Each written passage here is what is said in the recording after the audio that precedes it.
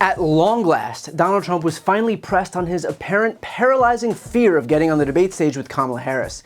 He sat down with Laura Ingraham on Fox News, where, surprise, surprise, he actually would manage to show up, and here's what he said when she pressed him on this issue. I want to do a debate, but I also can say this. Everybody knows who I am, and now people know who she is. She's a radical left lunatic. She'll destroy our country. She wants open borders. Then why not debate her? Well, wait. But because they already know everything. Because they already know everything. What's the point of debating when the American people clearly know both candidates? Not like Joe Biden, who's been president for nearly 4 years. Apparently, nobody knew him, and that's why Trump was so eager to debate him not once, but as many times as Biden would agree to. That must be why, and has nothing to do with the fact that Biden was a bad debater, but that Kamala will wipe the floor with Trump. Got it. And let's be clear, Kamala clearly smells blood in the water. Here's just a few of her comments on this matter. You really get in people. So with that being said, you think Donald Trump is afraid to debate you? He should be. Previously agreed upon September 10th debate. He agreed to that previously. Now it appears he's backpedaling, but I'm ready. And I think the voters deserve to see the split screen that exists in this race on a debate stage, and so I'm ready. Let's go. At this point, Trump running from Kamala is almost as good as a debate itself, because it puts on full display how afraid of her he actually is. And it's not just a 24 or 48 hour news cycle at this point, like an actual debate would be. Now, we get to talk about it every single day, because Donald Trump himself is keeping it going by betraying just how scared he actually is. I mean, look, I'm not here to give free campaign advice to Donald Trump, but waffling and backpedaling is only prolonging the pain. It's only lengthening this news cycle. If you just came out and agreed, then no one would talk about it at least until September. But now, we talk about it every single day because the fear that he displays is so palpable, and you don't know how to hide it, Donald. But hey, no complaints here. But it actually gets worse because Trump isn't just getting hit on being too afraid to debate Kamala, rather his entire bit is being exposed. This guy's whole political identity is predicated on how tough he is, how strong, how he's a winner, how he's a fighter. And yet, when faced with the opportunity to actually back up what he says with actions, suddenly it's crickets from the tough guy leading the GOP. I guess he's only able to be strong when he's on the other side of Truth Social. Trump wants you to think he's some battle-tested soldier, but all he is a keyboard warrior. In fact, it's not just Kamala who's joining in on the feeding frenzy here. Here's what the political landscape looks like right now. And you know how I know this? Because he's afraid to debate her now. Do you see that? And it's not just because she's a skilled debater and a courtroom prosecutor who knows how to make the case. He's afraid to debate her because he can't defend his record. He's afraid to debate her because she knows the truth about how he failed as a president when he had the keys to the White House 4 years ago. The last debate, Martha, happened when both candidates were not their confirmed nominee either. So what has changed is my question. I think the obvious answer is Donald Trump is afraid.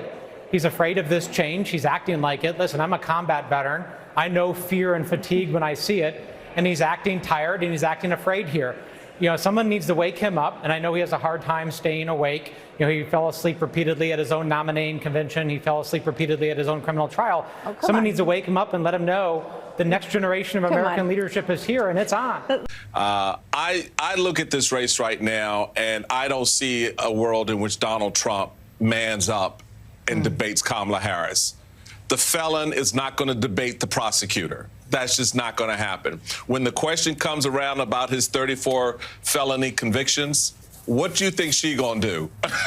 It's just, I mean, really? You want to walk into that buzzsaw in the conversation? It's actually a pattern, right? They seem very afraid of debating Kamala Harris, whether she was going to be the VP or the nominee at the top of the ticket, right? J.D. Vance also refused to debate her. Now Trump is running scared. And here is a particularly bad one, because when Pete Buttigieg weighs in against you, there's really no coming back from it. It's extraordinary. Tough talk is this guy's calling card. And now there's this extraordinary show of weakness. He agreed to, he said anytime, any place. But more than that, he agreed to this specific debate on this specific network on this specific date.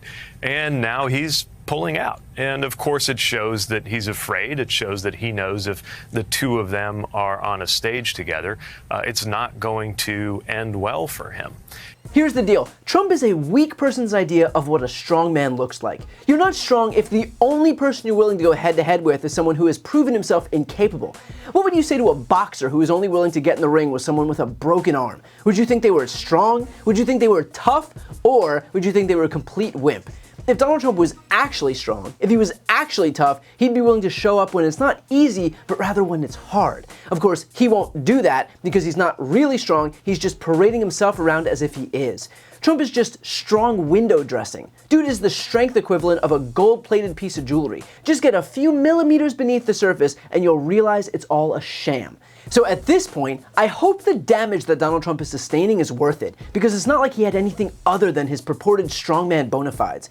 The guy doesn't have a clue about policy, he's got no principles or morals or values, he's a terrible speaker, his speeches are equal parts sad and confused. All he had was his tough guy vibes, and now even those are instantly gone. And what's left is a flat, deflated, defeated Donald Trump. A desperate, pathetic man railing about Hannibal Lecter and windmills and flushing toilets and shower heads, and who knows that he will fail on stage in front of the whole world, and so he won't even bother trying. Hell, even Joe Biden wasn't too afraid to get on that stage, and that debate was a disaster for him. But at least Biden showed up, meaning even Joe Biden, the guy who Donald Trump himself calls a weak, frail, old man, is still more of a man than Donald Trump himself. I'm not sure that that's the message that Trump was trying to convey heading into these final 100 days, but it certainly is the narrative that he's created. So, will Donald Trump ultimately debate Kamala Harris? I have no idea. Although, judging by what he said here, it certainly doesn't seem like it. If he's willing to endure the daily humiliation of the whole country recognizing how scared he is and beating him up about it every single day, then clearly avoiding that debate stage must be a very top priority for him. But what's already clear is that he's doing way more damage to himself than a debate ever could. The Republicans have saddled themselves now with the exact thing that they claimed was Joe Biden. Too weak, too feeble, too confused, too old, too in the throes of cognitive decline, and too incapable of winning. Donald Trump has groomed his base into wanting a winner, but just in time for him to basically prove that he is the furthest thing from it. Indeed, they are left with a 78-year-old loser who failed to lead his party to success in 2018, failed to lead his party to success in 2020, failed in 2022, failed in 2023, and is poised right now to fail again in 2024. There certainly is one strong candidate in this race, but it's not the guy who beats his chest as a winner. I've got a really exciting announcement. I've written a book. It's called Shameless. This book explores how Republicans have exploited their historical branding while attacking our democracy, how the media has proven itself a willful participant, and how Democrats can learn from this to rebalance the political scales and save our democracy. It has been a lifelong dream of mine to write my own book, and so I'd like to ask you to pre-order it by clicking the link right here on the screen. And if you buy within this pre-order period, your book is going to come with a signed nameplate. As you know, I've never had a single sponsor on my channel. I don't ask for money or anything like that, but if you're looking for a way to support me, this is hands down the best way to do it. So again, follow the link right here on the screen, and thank you from the bottom of my heart for pre-ordering Shameless. And as always, make sure to subscribe to see more of my content.